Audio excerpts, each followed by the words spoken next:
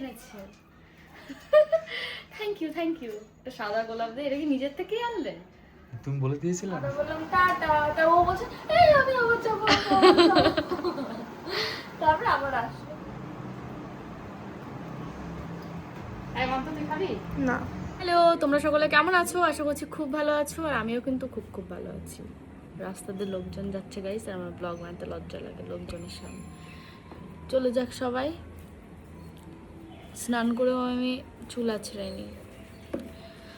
তো যাই হোক, অনেকদিন পর ব্লগ করছি। এই কয়েকদিন ঠিক করে ব্লগই করা হয় না। তো রাজ বিশেষ করে কলকাতা যাওয়ার পর থেকে, তো ফাইনালি আজকে 23 দিন পর আমার বরের সঙ্গে আমার দেখা হবে সামনাসামনি। ভিডিও কলে তো কথা হয়, মনে হচ্ছে যে কতদিন দেখি না, প্রায় 1 বছর দেখি না তাই মনে হচ্ছে। তো ও এসেছে বাড়িতে, তো ভাবছে যে কোথায়, আমার পাশে নেই কেন।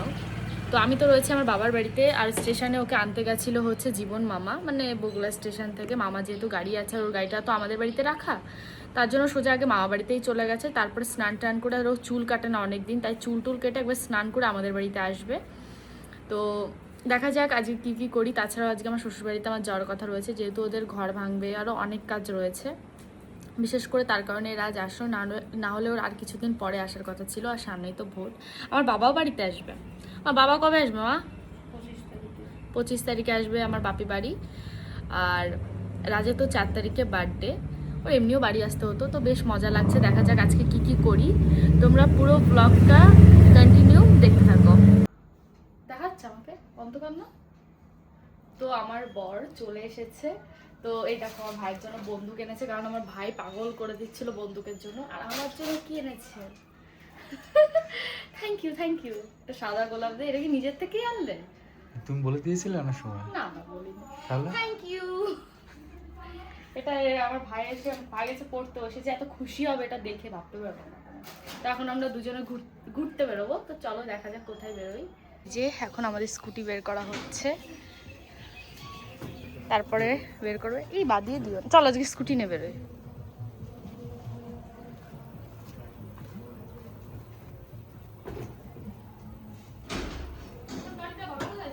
হ্যাঁ ঢোকাবে আবার, দাঁড়াও। গ্যারেজে কি চটি কিনেছে গায়ে, সাদা কেনেনি, কারণ সাদা নাকি নোংরা হয়ে যায় তাই। কি কি চলো এখন আমরা বেরোবো। এই যে, তাই তো গাড়ির কি অবস্থা, দাঁড়াও গামছা দিচ্ছি। এই যে হঠাৎ করে দেখে আমার দিদিও চলে এসেছে, তাই আমি একটু অপেক্ষা করছি। দিদি আসেনি, তুই আসিসনি, পেখম এসেছে। ও পেখু, এই ডাক শুনে তুমি আমাদের পেখু? হ্যাঁ। তো এই যে এসেছে, আর রাজ গেল একটু গাড়িটা ঠিক করতে, ততক্ষণ যেহেতু আমি রয়েছি। আমি রাস্তার থেকে ফিরে এসেছি তোদের দেখে। আসার সময় আমরা দেখলাম যে কোয়েলটা বেরিয়ে যাচ্ছে, তারপরে আমরা বললাম টাটা, তা ও বলছে এই আমি আবার যাবো। তারপরে আবার আসলো কোয়েল, এসে এখন পেখমের সঙ্গে একটু সময় কাটাচ্ছে। পেখম চলে যাবি? আমার চলে যাবো, তুমি থাকো আজকে। ও বাবা, তুমি বন্দুক পেয়ে খুশি? দেখো দেখো, ওরে করে না এরকম। খুশি তুমি বলো হ্যাঁ কি না? আমি আর রাজ তোই চলে এসেছি বিরিয়ানি নিতে বাজারে এসে। কি হলো? ও হ্যাঁ নাও, তিনটে হ্যাঁ, হ্যাঁ দুটোই নাও।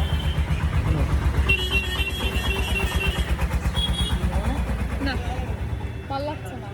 কি খবর আছে? কিছু খবর পরে খেতে লাগবে না। আমরা বিরিয়ানি নিতে এসেছি 3টে চিকেন বিরিয়ানি। এই যে কই টাকা দিকে টাকাও, এই যে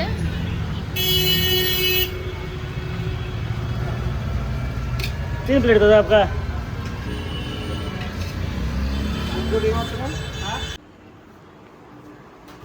হ্যালো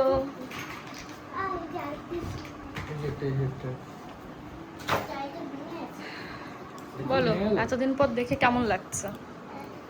কাকে? তোমাকে? হ্যাঁ আমাকে। ভালো লাগছে।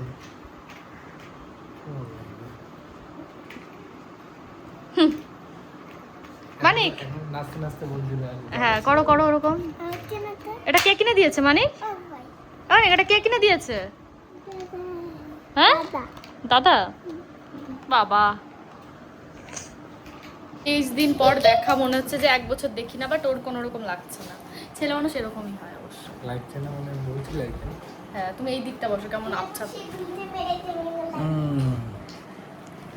খেয়েছে। চলো আমরা বিরিয়ানি এনেছি এখন, সেটাই আমরা খাবো। তো চলো দুইজনে কি কি করছে দেখো। একটাও লেগ পিস নেই, লেগ পিস শেষ, রাত হয়ে গেছে তাই। তো দেখো কি করছো তোমরা দুজন। ওরে কেমন লাগছে? হেই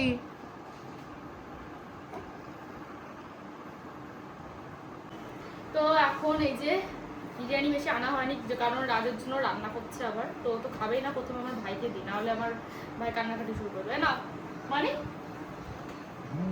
নিবি না, দিয়ে দিলাম। দাঁড়াও, আজকে পিসগুলো ভালো দেয়নি অবশ্য। কি করে দেখো, মাত্র তুই খাবি না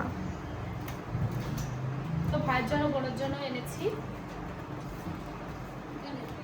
কি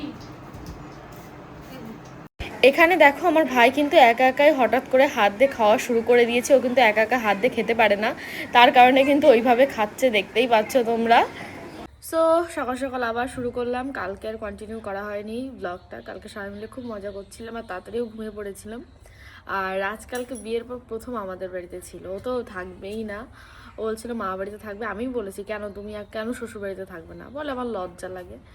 জোর করে কালকে রেখেছি ওকে। তো যাই হোক সকাল সকাল ও আবার একটু বাজারে গেল, মানে ওর মা বাড়িতেও যাবে সঙ্গে। তো আজকে আমাদের বনগা যাওয়ার কথা রয়েছে। কালকে তো অত রাত করে বেরোয়নি, কারণ এখন যেহেতু সামনেই ভোর, তার কারণে। তো কালকে তো ব্লগটা সেভাবে করা হয়নি, তো ভাবলাম সকাল সকাল আবার শুরু করি। আর মা এখন দেখি রান্না করছে। আর মা কি রান্না করছো? যাচ্ছি। আর মাংস মা রান্না করতো, কিন্তু বাজারে কে যাবে, বাজারে যাওয়ার মানুষটা আমি আর আজ ঘুমাচ্ছিলাম, তাই মা মাছ রান্না করছে, তাও মাংসর মতো করে দেখাচ্ছি তাকে। আমার ভাই এই এদিকে তাকা, তুই দুষ্টুমি করিস কেন রে? হ্যাঁ দেখো দেখো দেখো তাকা, আমার দিকে তাকা। এরকম করলে কিন্তু বাড়ি চলে যাবো। তো দাঁড়াও দেখাচ্ছি মা কি রান্না করেছে। কি রান্না করেছে মা? মাছের ঝোল, গরমে মাংস করলাম না। ঠিক। আর মানিকের শরীর খারাপ আগের দিন, আর এই যে প্যাটা ভাজবে তাই তো মাছের।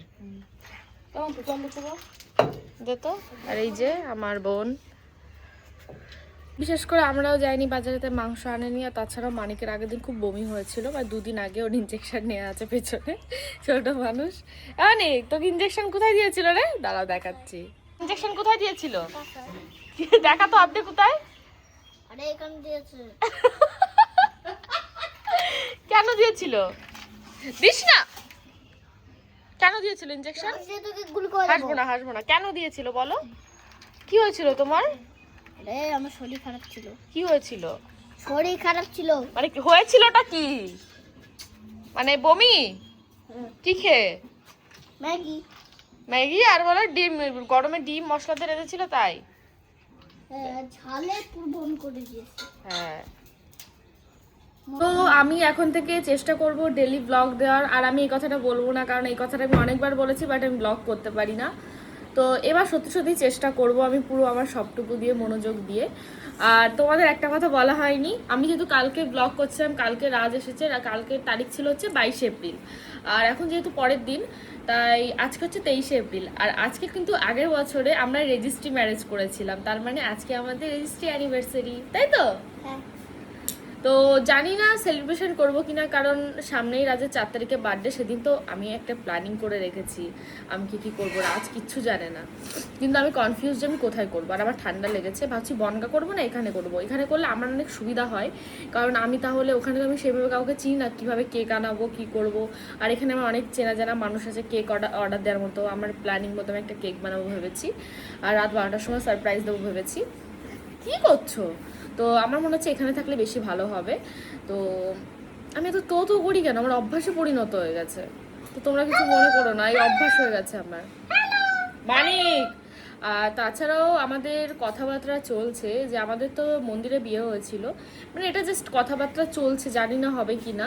তো বলছিল বাবা যে যদি পরবর্তীকালে মানে এই বছরেই শেষের দিকে যদি পারে তাহলে আমাকে সামাজিক মতে বিয়ে দেওয়া হবে বাড়িতে অনুষ্ঠান করে।